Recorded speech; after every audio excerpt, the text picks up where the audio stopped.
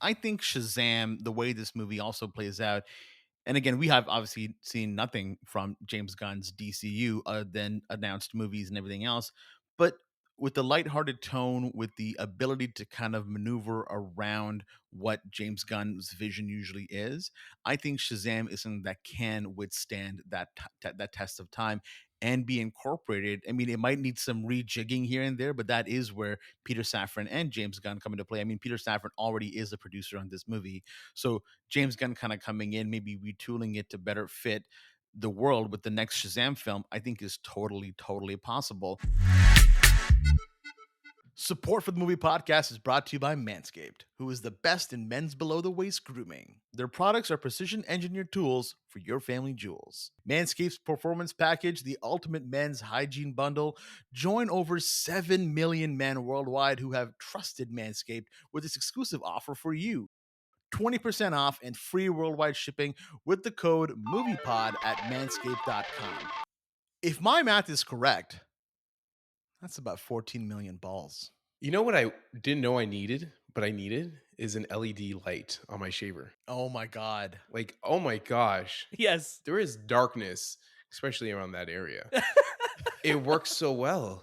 You can really pinpoint all the hairs and you're like, okay, I got this point. Because hair kind of like starts to mesh and you really don't see it properly. But with this LED light, it's super bright and you can get everything precision cut. It's a 4000K LED spotlight. So you are literally putting a spotlight to your genitals down there to make sure you're treating them as you should. The skin safe proprietary technology that they use for the lawnmower is really good. Like I was always a little hesitant going down there, and then I felt safe. I felt like there was protection there. Manscaped just makes it so easy to choose a tool, whatever you're using, be it the beard trimmer, the lawnmower, the weed whacker, and it just feels like there is like this accessibility to it that I absolutely love. Get 20% off and free shipping with the code MoviePod at manscaped.com. That's 20% off with free shipping at manscaped.com and use code MoviePod. Unlock your confidence and always use the right tools for the job at Manscaped. Your balls will thank you. Your balls will thank you. Your balls will thank you. Hello and welcome to the movie podcast review of Shazam Fury of the Gods. My name is Daniel. I am one of your hosts today, and joining alongside me is my Shazamly returning. Hello there, Shazamly. We have Anthony. Hello. And we have Shahbaz. Hello, Shahbaz. I'll be honest, I thought you kept saying Shahbazly, and I was like, oh, that's not my name. Mhm. So, but you know what? I appreciate it. You know, this movie, I believe was inspired by my name. I could be wrong, or it could be how most people say my name when they try to read it for some reason. You know, anything is possible, Shahbaz. Anything is possible. I'll be honest, anytime I'm writing the name of the show, I do add an extra H in there. So I'm like SHAHZAM You when I'm gotta let them writing know. Shazam Fury of the Gods, yeah. You gotta let them know. So, I mean, maybe it's just the way we spell it here. Who knows? But of course, this is our spoiler-free review of Shazam Fury of the Gods. This has been a long time coming. It has been 4 years since we had a Shazam movie, which is wild to think. Also, if you guys want to rewind the clocks back 4 years, this is one of the first movies that we did a review for on the show. And it wasn't even its own episode. It was just like, here's us talking about Shazam. And I think we also spoke about Us on that episode too, Jordan Peele's Us. So it's just like wild that here we are 4 years later. We're still doing this. We are still doing this thing. Absolutely. Pretty wild. A little story. I remember I bought tickets for Us, but I snuck into Shazam. Yeah. Back in Not Us, like the podcast. No, the tickets for the Shazam event were yes, yes. Shazam event were gone, and I remember you saying, Anthony, there's a seat next to me, and no one's here, and at this point, I mean, we just saved the seat for you basically because there was no reserved seats at this time. Right. So I bought that ticket for Us, and then I watched Shazam, and just a little kind of like Shazam. Such a funny story that Just 4 years ago. Criminal life that we've lived. Yes, of course. Their criminal life. We did, yeah. I paid for a ticket. They got money. Well, I mean, I just you didn't did, watch the but movie. They wanted got money. When you walked in, though, you did stab somebody, so that's probably the thing that's what I was referring to. Well, I mean, you do what you got to do, right? To watch Right. the movie, and Shazam would have stopped it. If anything bad happened, Shazam would have been there to stop it, or Shahbaz would have stopped it. We I don't did. know. I tried to stop We Anthony. don't know. You should have stopped me. I didn't did. I use your tried. powers. No, You we helped were me. encouraging you. I know. I tried to stop him, but I was like, the movie was starting, so I was trying to be quiet. I was like, Anthony, stop. Anthony, don't do it. And then you sat down, and I was like, oh, it's too late. I'm trying to watch the movie. That's so funny. That is so funny. Yeah, it's wild. I mean, we've been like just reflecting back over the years of everything that's gone on here on the show, and here we are talking about this movie. Who knows where DC is going to be from a year from today, but that doesn't matter because we get to talk about Shazam Fury of the Gods today. I want to say thank you to our friends at Warner Brothers for inviting us to watch the film. We have some great interviews out for this movie that you can listen to and watch on YouTube, so make sure you check out all of our coverage for Shazam Fury of the Gods. March is a crazy busy month, and we have lots of coverage coming your way. But of course, this is the Movie Podcast. You could catch a brand new episode of our show every single Monday, and watch out throughout the week for our reviews and interviews on all the latest movies and series. Like I said, we have interviews out for this very movie, so go check those out on YouTube. Like and subscribe, do all the other fun YouTube stuff. And of course, join our Discord. We're going to open up a spoiler channel for this movie. So once it is out, we could talk about it. We could talk about everything that happened.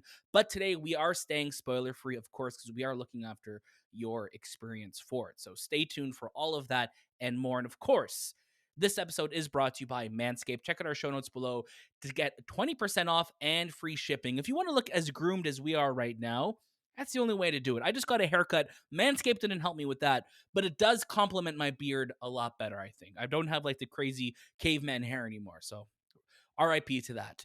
But today, of course, we are talking all about Shazam Fury of the Gods. This film stars Zachary Levi, Asher Angel, Jack Dylan Grazer, Rachel Zegler, Adam Brody, Ross Butler, Meagan Good, Lucy Liu, Djimon Hounsou, and Helen Mirren. And of course, it's releasing in theaters on March 17th by Warner Brothers Pictures. Now, Anthony, I would love for you to tell us what this movie is all about. Bestowed with the powers of the gods, Billy Batson and his fellow foster kids are still learning how to juggle teenage life with their superhero alter egos. When a vengeful trio of ancient gods arrive on Earth in search of the magic stolen from them long ago, Shazam and his allies get thrust into a battle for their superpowers, their lives, and the fate of the world. Now, Shay, I would love for you to start us off with your first reaction and also give us a little bit of history on what were your thoughts on the first Shazam movie and where are you at now with this new movie coming out after 4 years? Take it away. 4 years. And I mean, yes, you're right. It's such a full circle moment for us because it's one of our first reviews that we kind of got to do on our show here. Um, I loved the first Shazam movie. I thought the first Shazam movie, not only was it because it was just super funny and really awesome to watch, but being shot in Toronto gave it that extra edge for me that I absolutely loved. I loved seeing, Toronto disguised as Philadelphia. It's always a fun moment when you're from here to look at movies like that. And overall, the movie was just great. It absolutely hit all the notes that it needed to hit. It was really fun. David F. Sandberg really gave it his all. He made something that people I think were kind of doubting going into. They were like, really, is this going to be good? Because at that time, also DC still struggling, not able to hit it out of the Right. park like they were hoping to hit it out of the park with. And then, we take some time. 4 years between sequels also is a long time if you really think about it, especially about a movie that deals with children. Kids age really quickly. You can look at any single movie based on children. For example, Harry Potter, from Philosopher's Stone to Chamber of Secrets, they look like teenagers. Like, it's crazy how fast it goes. So in this movie, you're kind of having the similar effect of, we were going into it like, oh my God, it's been 4 years. Is this going to be good? So far, a lot of the trailers that were coming out really weren't doing it for me. I wasn't falling in love with the film that I was hoping to fall in love with. The poster work was coming out for the movie too, and I was like, this is really plain and basic. Why is there no love right now going to this movie? Do I smell trouble? Well, I think it's safe to say this movie is the most fun I've had in the theater in a very long time. I was laughing, crying, just having a great, great time with this movie. This is such a great sequel. And at certain points, I think I actually prefer this over the original because there's so many other key players in this movie that bring it their all. And you look at people like Helen Mirren, Rachel Zegler, and Lucy Liu, who are such an awesome dynamic. And they even amongst themselves, I was so interested when they would cut to them. I'm like, what's going on with them? They don't seem to be on the same page with each other. But it wasn't like how you look at the hyenas in the Lion King, where like they're really dumb and just kind of making mistakes. Like these are all very, very smart and talented women that are maybe not on the same page. And because of that, it introduces a lot of great moments with them. But then you have the whole Shazamily, and then you have Jimon Hansu. There's so many awesome, awesome things in this movie, along with the fight scenes, along with the comedy, that I had such a blast. And I think this whole movie is it's really fun for the entire family. But on top of that, the comedic charm is there. And I think this one's funnier than the first one, but there's also a lot of heart. So David F. Sandberg, if I had doubted you, I am so sorry. And I promise you, I wasn't doubting you. I was doubting the world. And you proved me wrong. So you hit it out of the park. you're down you're down in the world. No, he did. And I honestly think, Fear of the Gods supercharges everything that made the first film so fun, so funny, so heartfelt. There's so much in this movie that does better than the first movie. Yeah, the first movie really is that story of Billy, where this one is focusing more on the Shazamly itself. And I think for that, it is for the better. It is a lot of fun. And it's very magical. Like it's one of those movies that really leans into the magic. And obviously, Shazam is a magical character, and it's magic in the sense of literal magic in the movie, but also it feels like this. It has this essence to it, which is just really fun, and it reminds me of just a family movie. This is a family superhero movie. It's DC, yes, but it's not like DC, like Batman and Superman. Yeah, they're part of that world, but this is a lot. It's a lot more lighter. There's a lot of levity to it, and I think because of that, it just almost feels like a Saturday morning cartoon, but in the best possible way. Anthony, jump on in. Yeah, I had a really great time with it. I think this was way better than the first one. And even the first one was a really good film. And it encompassed everything you love about Shazam if you are a big follower of his character. And the biggest reveal of that first one was just the Shazam family. And that was like just a secret that I didn't expect. I thought that story was going to be They did just it. just They on did it. Shazam. And then they did the whole family. Like, holy, they really brought every character from that world within one movie, and they did it perfectly. And then we get to see them actually in a movie together. And this movie is a lot about family. Like it really focuses on every character in that family and what they bring to this team up. And even Shazam, Billy Batson, how much he cares about what this family as a team. Like and that's the running joke. It's like everyone in this family wants to be on their own, but you know, Billy and or Shazam, Captain Marvel, whatever you want to call him, he wants everyone to be together. And I really enjoyed my time with it. I thought it was fantastic. I was laughing. I think Djimon Hounsou is just funny, really, really So funny. good. His timing is perfect. Like if I Warner Brothers has such a unique character here, and I feel like they don't focus or they don't give him the love that we all should be giving him because his character is actually a really powerful character. It's someone who can really stand up to Superman. He has all the powers of Superman, and he can actually battle Superman. And it's just I think the discourse or the disconnect, and hopefully this movie really solves it, is Billy, when he becomes Shazam, he's a kid, right? But now he's turning 18. He's grown up a little bit more, and every year we see him or we see this character, he's matured a little bit more. So I'm hoping to see this character continue his life in James Gunn's DCEU, and Yeah.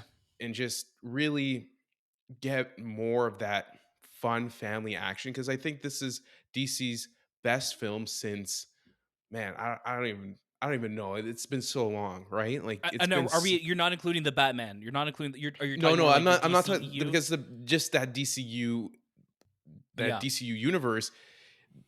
This is so much better than anything we've seen, and it feels like something that would continue a universe around. Like this is so engaging. It's funny. It's a great storytelling.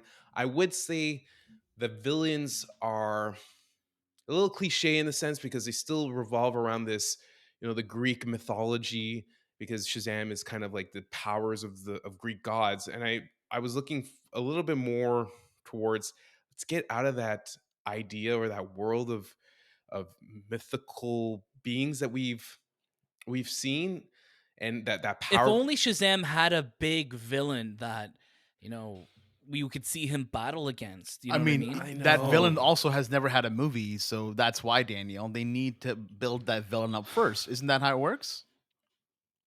Yeah. Yeah. If only. If only. So awkward. Because I think God, we'll talk about that. We'll talk about that more, but please continue, Anthony. No, that's it. Like I had a lot of it was a fun time with you guys because the jokes hit, and The jokes hit. it was really funny. It's a really funny movie, and it did feel like a Marvel film. It had a lot of soul, and it's probably my, like I said, my favorite DCU, whatever they want to call it, film in the past 2-3 years. Yeah. I'm right there with you, because this movie is so fun, and I like literally beginning to end, you're laughing and you're having a good time, but it's not cheap laughs. It's not forced humor. It's never a serious moment. Oh, let's cut into a joke right now. When this movie is serious, it's serious, but also it is really funny throughout. Like I think of Jacqueline Grazer, who is just hilarious. I think Rachel Zegler in this movie is a standout. She is incredible in this movie, and I just want to see more of her. Like I totally get why she's taking Hollywood by storm. We have West Side Story, we have Shazam, we have her in Snow White. She's going to be showing up in a bunch more things, and of course, Djimon Hounsou, who's just also steals the show in this movie. Like anytime he is with Jack Dylan Grazer on screen, there's a reoccurring joke in this movie that is just so funny. They are so hilarious together, but it's also not afraid to get serious. I'm totally with you there, Anthony, when it comes to the villains. I think I love Helen Mirren, I love Lucy Liu, I love Rachel Zegler together. They are great characters. But yeah, I think the actual genesis of their plan is just something that it's not as unique as we've seen before. It's like, yeah, they're trying to get this so they could take over the world, and that's totally fine. I think it works in a movie like this that is very much focused on the family and the character dynamics. So you're not if you're I wasn't expecting to get a super big villain mastermind plot in this, but I think it's very serviceable still. It's very fun, and I think seeing the Shazam League working together and fighting together, both as their superhero counterparts and as their younger selves, is so good. And the entire cast, something that the first film just nailed, is the cast of the kids and the adult versions of them, and they all get their moments to shine in this movie. It is just beginning to end. It's so fun, and like Shay said, the trailers for this movie, I was a little worried. Again, I wasn't worried about what David F. Sandberg was going to do, because I think he's a great director. I love how honest he is and how vulnerable he is. We watch his videos all the time on YouTube, just kind of breaking down, his work and how Hollywood is and everything like that. But the trailers were leaving a little something to be desired. And then when we went into the movie, I was like, wow, this is really fun. And this was another great sequence. And this is another great scene. And by the end of it, I'm like, wow, this was so great. And I think I'll put this up there with the Suicide Squad, with the first Wonder Woman movie, as like some of my favorite DC films or DCEU films. And I'm really curious, like what you said, Anthony, what's going to happen moving forward? Are we going to have Shazam in this universe? We know Dwayne Johnson already said that Black Adam is not in the cards right now for this next phase of storytelling in the DCU, in this new timeline that they are creating. But what's going to happen with Shazam, a hero that has been doing well, is liked, has performed pretty well at the box office? I'm curious to see how this movie is going to do at the box office. But Shay, I think you wanted to say something, so I'm going to kick it over to you. Yeah, I mean, I was going to say something else, but I wanted to touch on what you're just talking about here, with Black Adam not really being the next phase, or like part of the next phase. I Yeah. think I think Shazam, the way this movie also plays out, and again, we have obviously seen nothing from James Gunn's DCU other than announced movies and everything else. But with the lighthearted tone, with the ability to kind of maneuver around what James Gunn's vision usually is, I think Shazam is something that can withstand that test of time and be incorporated. I mean, it might need some rejigging here and there, but that is where Peter Safran and James Gunn come into play. I mean, Peter Safran already is a producer on this movie, so James Gunn kind of coming in, maybe retooling it to better fit the world with the next Shazam film, I think is totally possible. Again, I bring up the fact that these kids are getting older, so how long can you kind of keep going and taking longer to make these movies. In this film itself, we don't spend as much time with the kids as I thought we would. We do spend a lot more time with the Shazamily, and I guess that might be because of the fact that they're getting older. So how do you kind of keep trying to make them look young in certain scenes?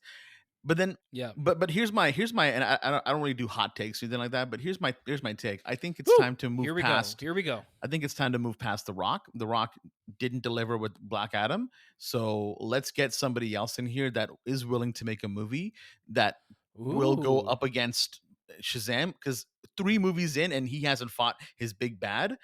That's just so weird. That's like us literally spending like 4 movies of Batman or 3 movies of Batman, and he just never mentions the Joker because they haven't even mentioned Black Adam yet. And this movie, and one of the things I was going to touch on really quickly was this movie gets dark, man. There are some moments where I'm like, oh, like people are dying and like the monsters look scary. And we had CGI monsters in the first one, which I mean, the budget was probably a lot lower, so they didn't, completely look stunning. But here in this one, there was daytime. You can't hide CG. It looked great. I thought certain moments I'm like, Yeah. man, this is really cool looking, scary looking. This is some Yeah. really These are very scary looking. very Yeah. scary. This is some cool action moments. This movie totally delivers on that. But again, I will say this again. Let's move past The Rock. Let's get a new Black Adam in here. I don't think it worked out, and we need Shazam to fight. We need Shazam to at least introduce or work or fight or whatever with Black Adam because that's just ridiculous. Yeah, and I know Anthony, I know you're going to say something. I want to say something really quick just to the Black Adam thing. We did have the little tease in the first film where we saw like that hologram looking champion that they chose. That was like when he was like, when the wizard is like, yeah, like this is who we chose, but it's never mentioned his name is Teth Adam or Black Adam or anything like that. And then in Black Adam, Djimon Hounsou's there as the wizard, and he's shows up. But guess what? Not mentioned, not connected, different. It feels very, just very different, and just doesn't matter. And it's a shame because you have these two characters that I think would, they're like, they're supposed to fight each other. They are each other's like balance. Like you need that, and it's just wild that it's not going to happen. So it's really sad that um we don't know where Shazam was going to pop up next, but also that we never got a chance. He never got a chance to fight off against his main villain, who got a movie that did not perform what it should have. So, but Anthony, please jump in. Well, it would have performed if they had Shazam with Black Adam. Like Black Adam is such an important character to Shazam because he is that balance between the two. Like I remember when they did the whole DC comic book rebrand, and they were, I think this it was a Like the new story, 52. the new 52, and they did the whole story on the Justice League, but like the last pages of the Justice League books they would have Shazam. I think I remember there was like a little Shazam story, and each book would have a little bit more of his story reveal. Like it would be like 4 or 5 pages, and Black Adam Yeah. was the main character. And Shazam, Billy Batson wasn't even Shazam yet. Like he just became Shazam, and that was the main Right. character or his main villain. And he's not. We know Black Adam is like that in between. That he's not a villain. He is a villain. That Yeah. guy who He's his he own does guy, bad right? things. He He's plays by his own thing. rules. Yeah. So it would have been great to see his character show up and have this battle between the two, and like this issue of like, I don't know you or you don't know me. Let's duke it out. Let's fight it out. But let's have a Yeah. story that revolves around it.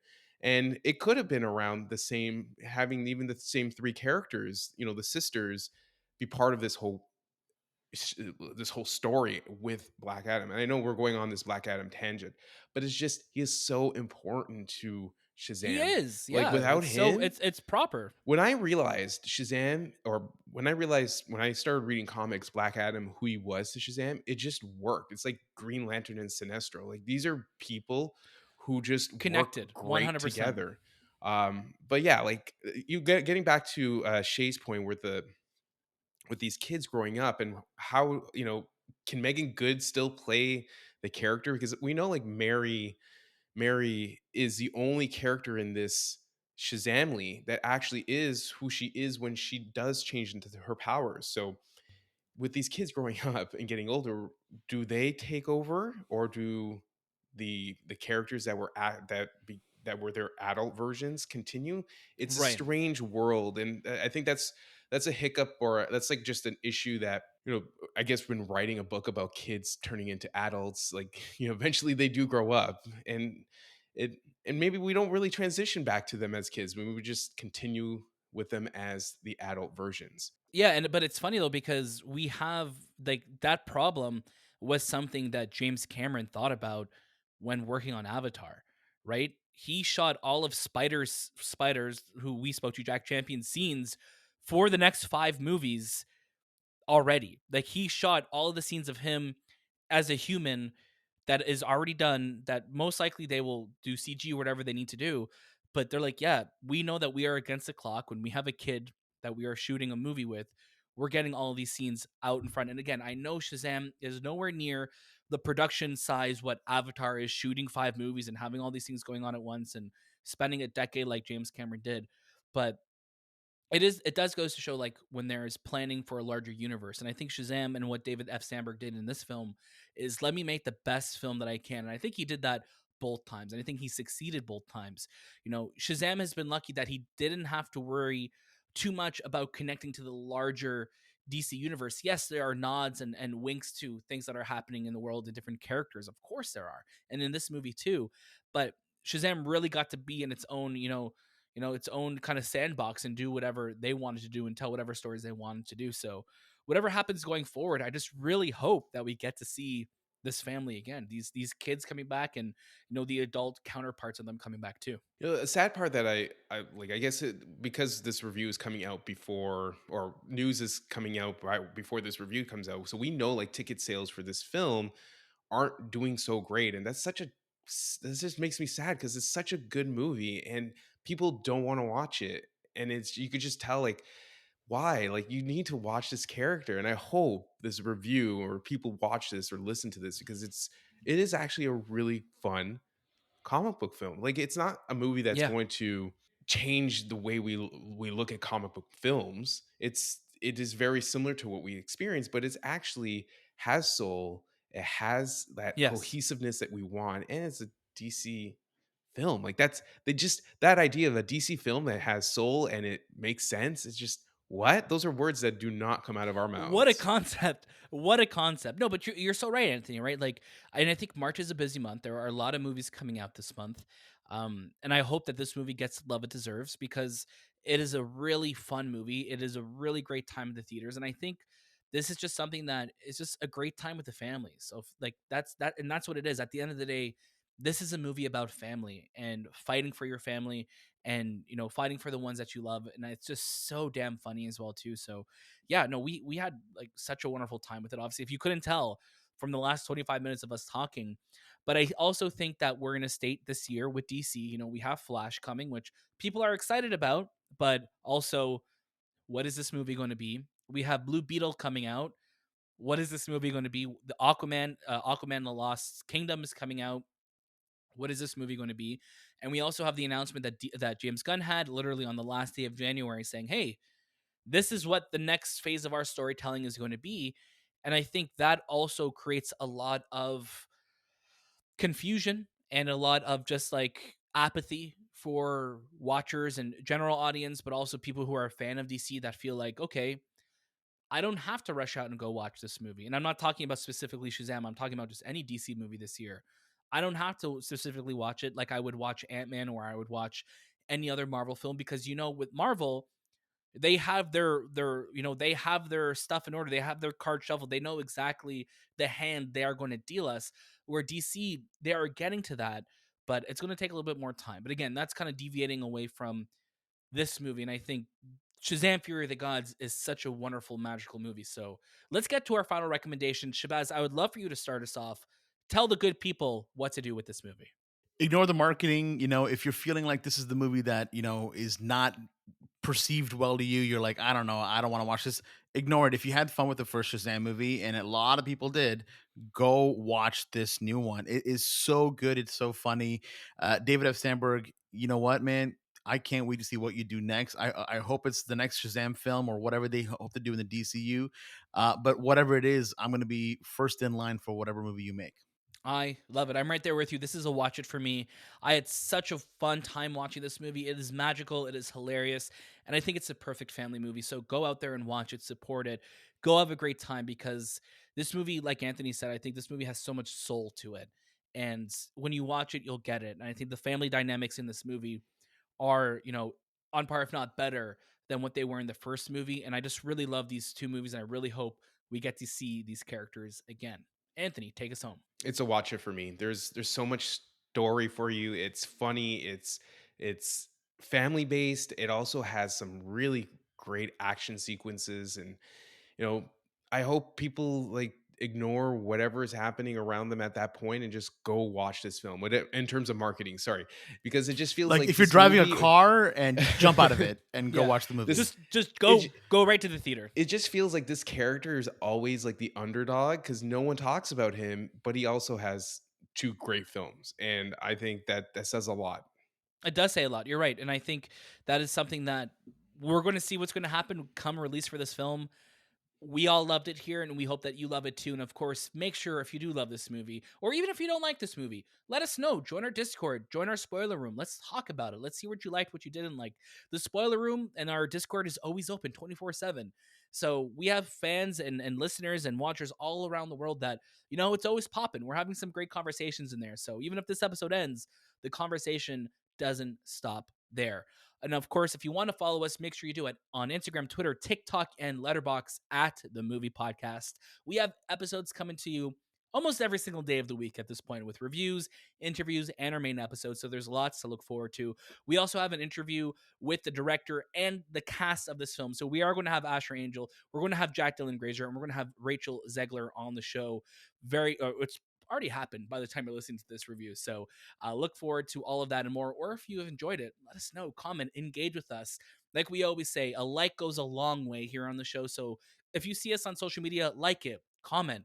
Let us know what you think. Let us know what you're excited for. We love what we're doing here at the Movie Podcast, and we want to keep bringing it to you. Check out our show notes for all of those links and more. That was this time with the Movie Podcast, and we'll see you next.